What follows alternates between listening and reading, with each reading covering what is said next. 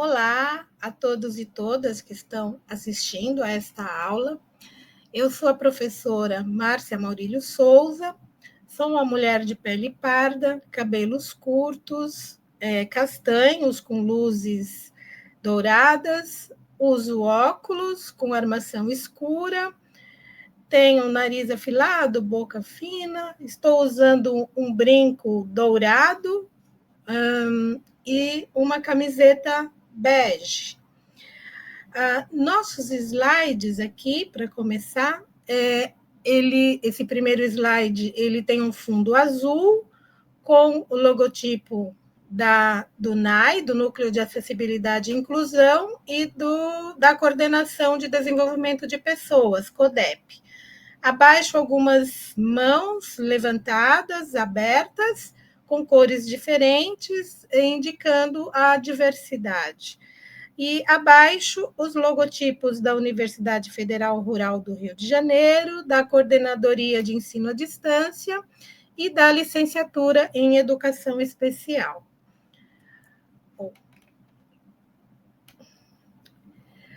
Esta aula diz respeito, está no curso de avaliação de aprendizagem acessível, e nós vamos falar sobre a avaliação da aprendizagem no ensino superior com acessibilidade para estudantes com deficiência física. Então, nesta aula, nós vamos trazer algumas questões da portaria 6173 de 2024 da GRABEI, a definição de deficiência física e alguns conceitos relacionados. Vamos falar sobre acessibilidade arquitetônica para essas pessoas com deficiência física, tecnologia digital ou tecnologia assistiva e comunicação alternativa e aumentativa. Então, o objetivo principal da nossa aula é compreender as diretrizes e orientações da Portaria 6173/2024 GABREI em relação à acessibilidade nas avaliações da aprendizagem de discentes com deficiência física, matriculados em cursos de graduação na Universidade Federal Rural do Rio de Janeiro. Na portaria que citamos, no artigo 12, ela vai definir o conceito, conceituar pessoa com deficiência física. Então, a portaria nos diz que é uma alteração completa ou parcial de um ou mais segmentos do corpo humano. Essas alterações, elas vão acarretar comprometimento na função física. Ela pode se apresentar em diferentes formas, entre elas, a paraplegia, paraparesia, monoplegia, monoparesia, tetraplegia, ausência de membros, entre outros, exceto as deformidades estéticas e as que não produzem dificuldades para o desempenho das funções. Então, vocês viram, tem alguns nomes aqui que, para quem não é da área médica ou não estudou na área de deficiência física, pode achar um pouquinho estranhos. Então, vamos ver o que isso significa? As plegias e paresias.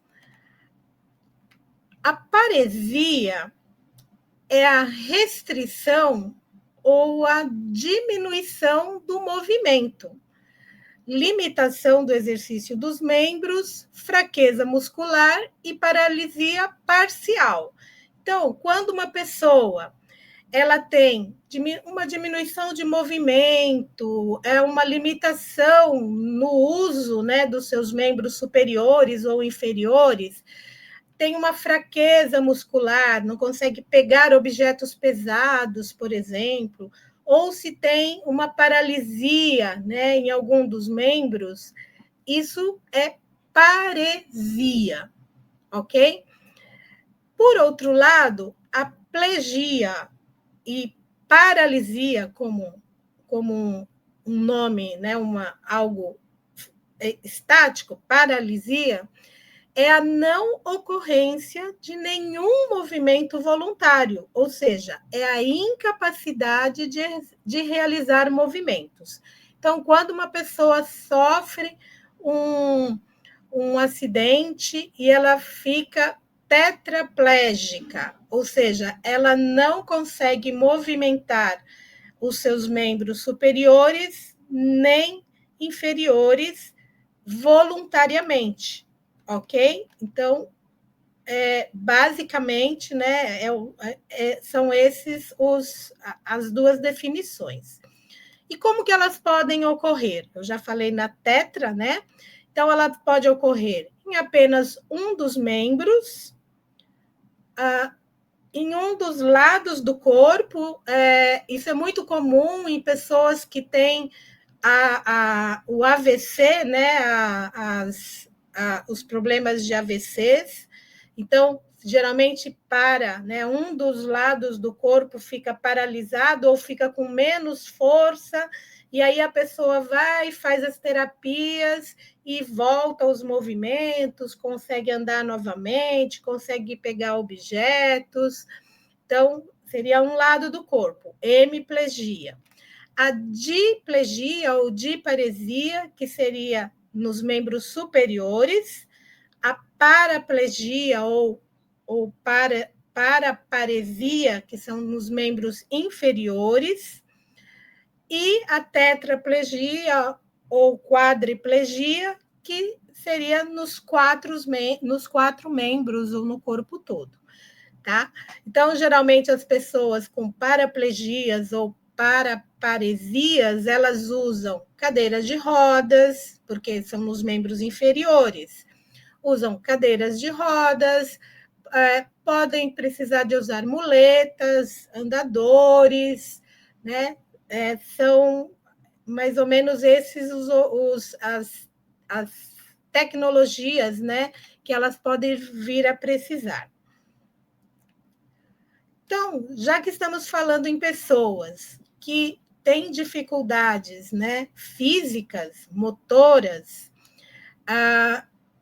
nós temos que, com certeza, no momento da avaliação da aprendizagem acessível, pensar na acessibilidade arquitetônica. Então, onde será aplicada essa avaliação? Numa sala de aula, num laboratório, na biblioteca, em outros espaços? Então, esses espaços têm que oferecer acessibilidade, né, para entrar, acessar o espaço, na circulação dentro desses espaços, né? Lembrar que nós vamos ver no outro slide, existem padrões de medidas para alguns espaços, para que a pessoa com cadeira de rodas, ela possa manobrar sua cadeira, movimentar seu andador, ter rampas de acesso ou elevadores para pessoas que usam muletas também, que também usam bengalas, porque muitas vezes a gente pode pensar que somente pessoas que usam cadeira de rodas vão precisar dessa acessibilidade. E muitas vezes, pessoas com paralisias que têm sequelas da paralisia cerebral, ou seja, tem diminuição, tem plegias ou tem paresias, elas podem não utilizar cadeiras de rodas, podem não utilizar andadores, bengalas, muletas, mas elas podem ter uma mobilidade reduzida, né? Questões de equilíbrio, menor força, né? No caso das paresias, menor força nos membros inferiores para andar longas distâncias. Então, ela anda uma distância, ela tem que sentar. Então, nós temos que ficar atentas a essas dificuldades que esses estudantes, né, esses discentes, podem trazer. Ainda falando, né, em em tecnologia para o apoio desses estudantes, eles podem utilizar próteses, que no caso da ausência ou da falta de um dos membros, a prótese vem substituir artificialmente. São peças que substituem essas partes do corpo, né? Pernas, braços, né? Antebraços, então, ou pé. Então, são partes que são peças que substituem. Ao passo que as órteses, elas são colocadas junto a esses segmentos do corpo, para dar, por exemplo, mais firmeza.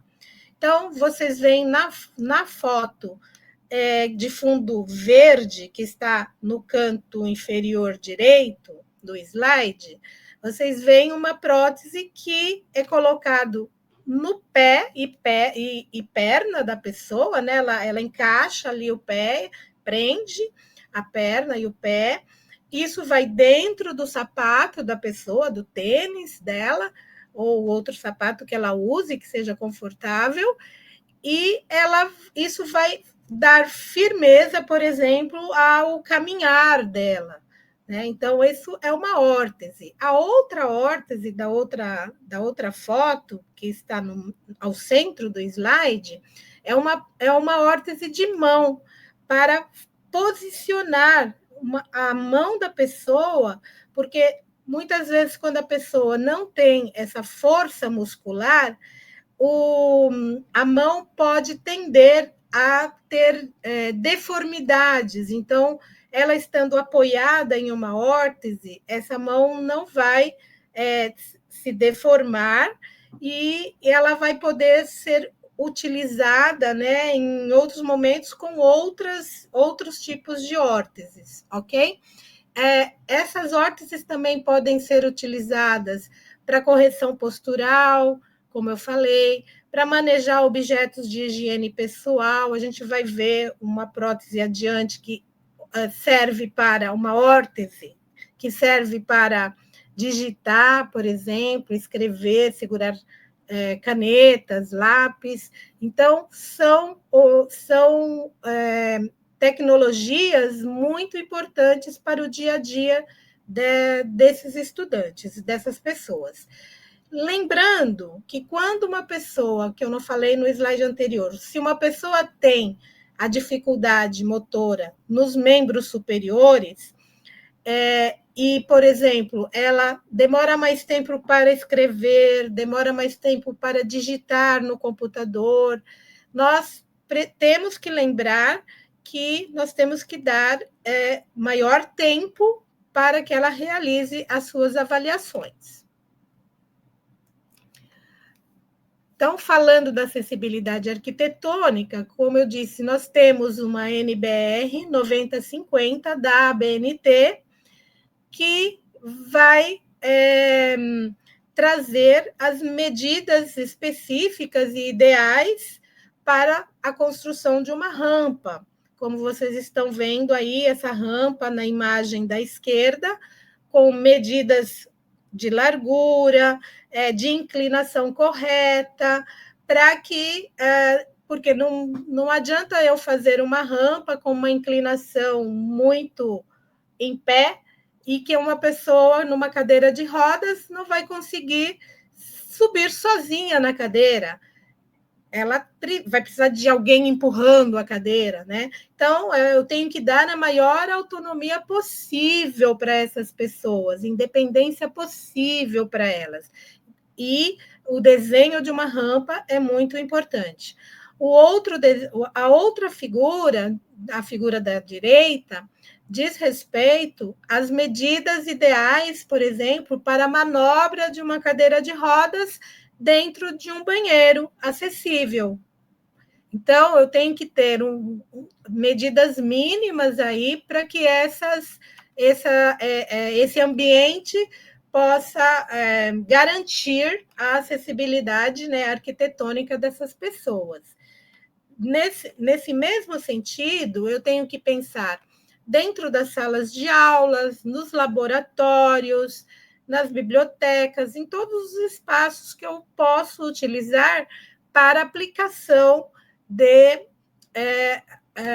de avaliações, ou no meu dia a dia, dando as minhas aulas, né? Então, nos laboratórios, tem que ter espaço para manobra de cadeira de rodas, bancadas em alturas corretas, né, para que essa pessoa na cadeira de rodas possa se sentar, mobiliários que possam contribuir para que essa pessoa esteja numa postura adequada para a sua escrita, para o uso de computadores, entre outros, né, atividades que possam ser desenvolvidas em sala de aula.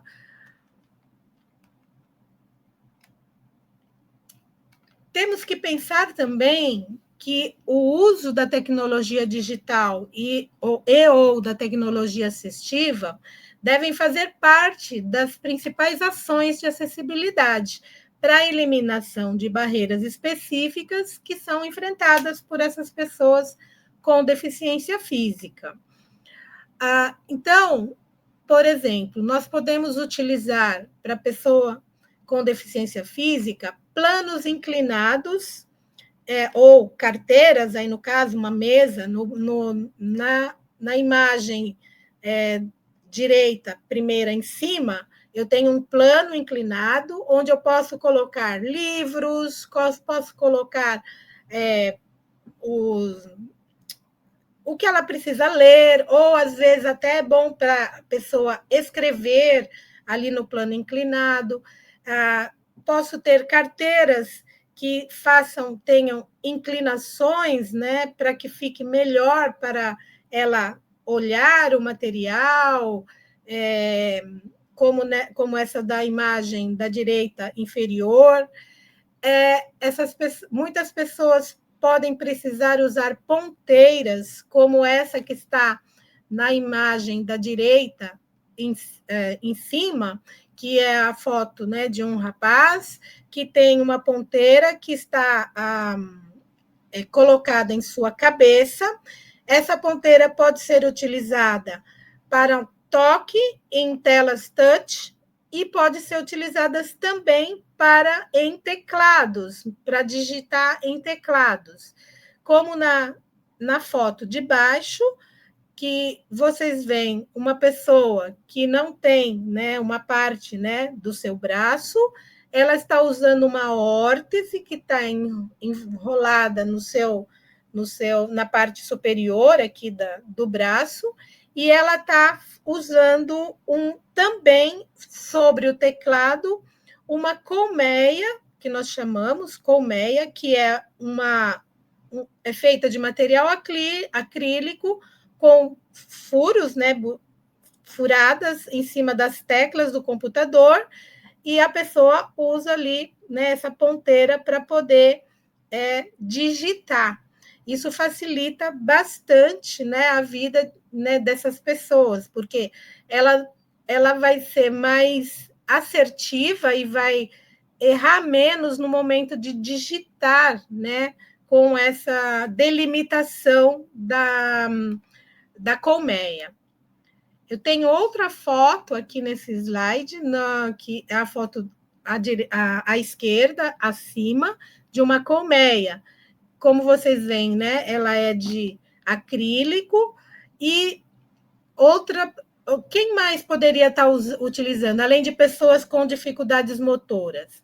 Por exemplo, pessoas que têm deficiência intelectual ou têm dificuldades visuais, que nós podemos, não só, além em cima da colmeia, nós podemos também tampar alguns dos lugares, né, alguns dos buraquinhos ali, para que fique mais delimitado o campo de uso do teclado. Assim, facilita ainda mais o uso do teclado, da entrada de informações no computador por essas pessoas. Na foto da direita acima, nós temos aí uma tela touch, sendo utilizada também com uma órtese de mão para digitação. E abaixo, a imagem de um teclado virtual que pode ser acionado visualmente por pessoas que tem, por exemplo, tetraplegia. Então, são tecnologias que facilitam o uso do computador, de tablets, por exemplo. E podem e devem ser utilizados durante as avaliações de aprendizagem. Outros equipamentos muito importantes, que são importantes também, são os acionadores. O que seriam os acionadores? Então, são esses objetos que vocês estão vendo na imagem, aí eles têm cores diferentes, formatos diferentes, que eles estão substituindo, no caso, os mouses. Então, a pessoa tem dificuldade motora fina, ela não consegue fazer o clique duplo no mouse, ela pode utilizar um acionador que vai fazer, por exemplo, esse clique duplo do mouse.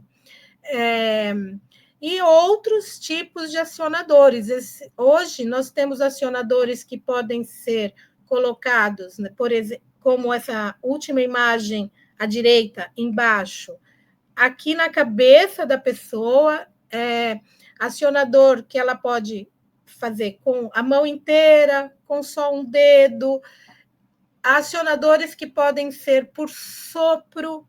Então, nós temos vários tipos de acionadores para que essas pessoas possam ter acesso não só ao mouse, mas para um bom eletricista, você pode adaptar, por exemplo, ligar a ligação de equipamentos elétricos também podem ser acionados com esse tipo de acionador. Então, se eu tenho um equipamento que a forma de ligar, desligar, fazer funcionar é muito precisa de muita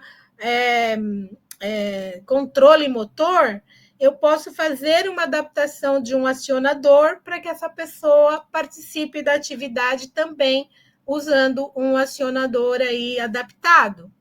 Combinado assim? Então, existem muitas formas de se usar os acionadores. A maioria que encontramos no mercado são utilizados para os mouses, né, as questões da informática, mas podemos também fazer adaptações para equipamentos elétricos.